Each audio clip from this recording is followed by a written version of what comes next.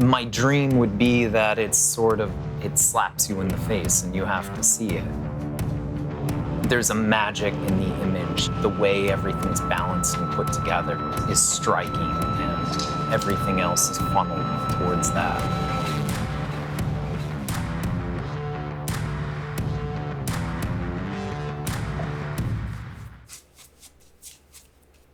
Composition is really, really important to me. I generally start out with that focal point, so then I feel like I can start working in the background in a way that goes with what I've kind of envisioned from the get-go.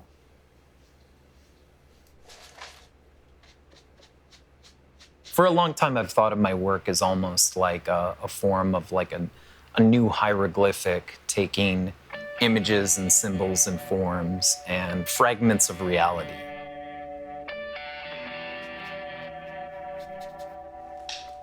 A lot of what I'm doing is tons of thin layers, building things up.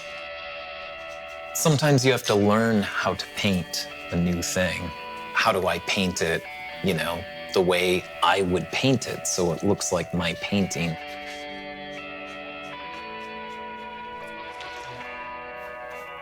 I want this kind of organic nature, so imperfections are welcome. Makes things seem more natural. There's always like stages of painting where the painting's it's ugly. It's kind of frightening. You're like, oh, did I just screw this whole thing up? You have to trust your own ability.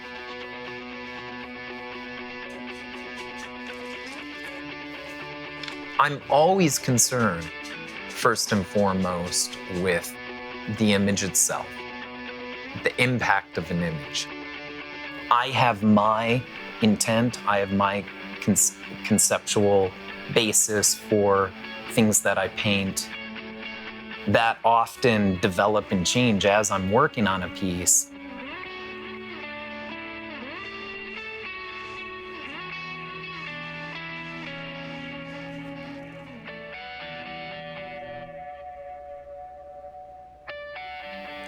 Yeah, I don't think I'm gonna do the pattern on this.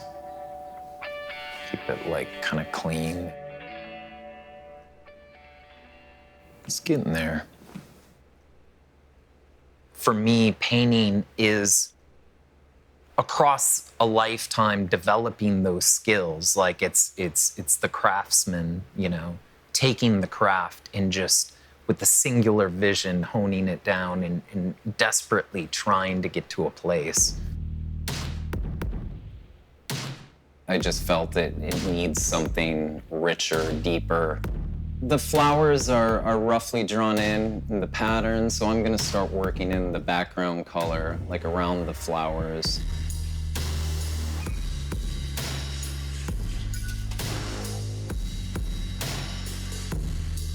And hopefully I don't hate it.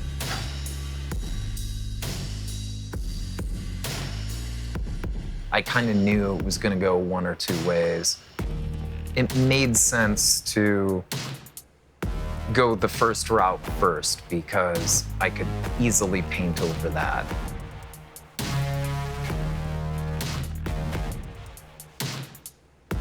There's intuition involved, but that intuition is developed over years of experience, and there's a lot of knowing how different steps along the way affect an end goal.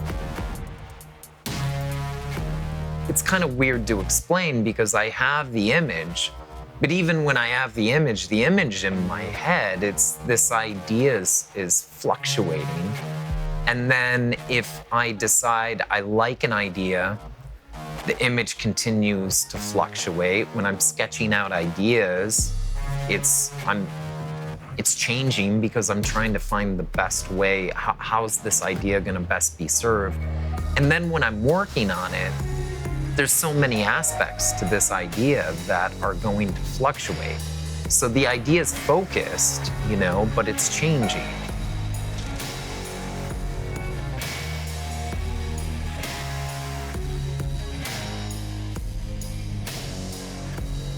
Painting is a living art that continues to change, and not just with every generation, but every individual.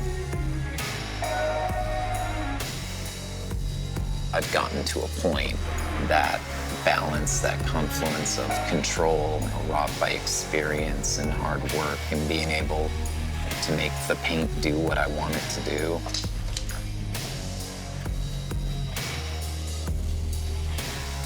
If you're doing it long enough and it's focused, something amazing will come out of it.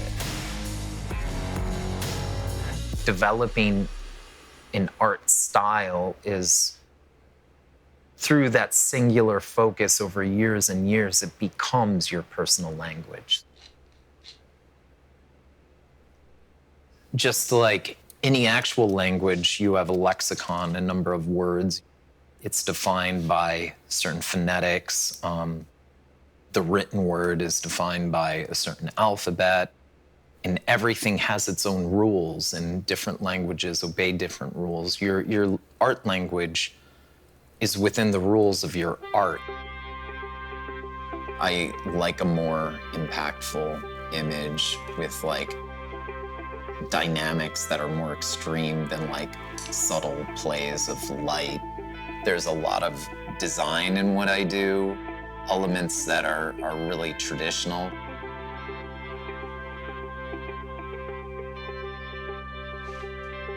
Ultimately, I'm trying to once I commit to this idea, and this image or images, this composition, it's I'm trying to do the best I can to service that well.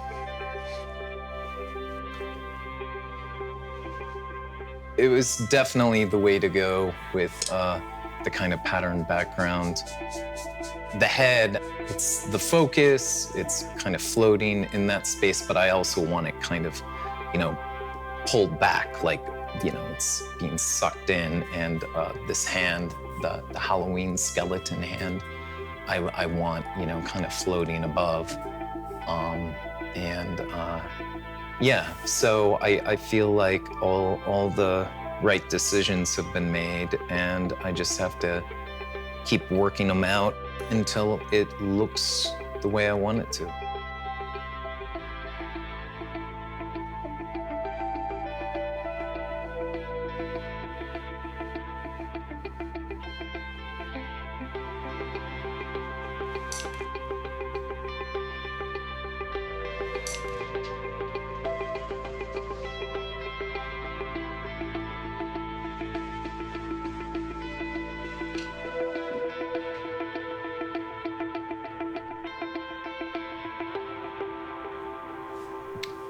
I always want a painting to work from across a room, but I want it to hold up to closer scrutiny.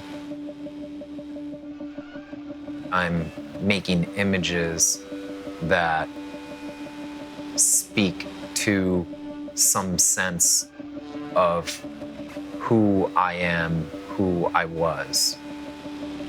I don't necessarily want to impose that on the viewer. I want people to be able to have their own conclusions, but I've started the conversation. The worth of a painting isn't just the worth of the time it took to make that single painting, it's the lifetime that went into it. It's all the time it took to develop those skills, but it's also all the time it took to make those mistakes, to go down those tangents, those excursions, those side paths that went nowhere, but ultimately did lead to this one thing.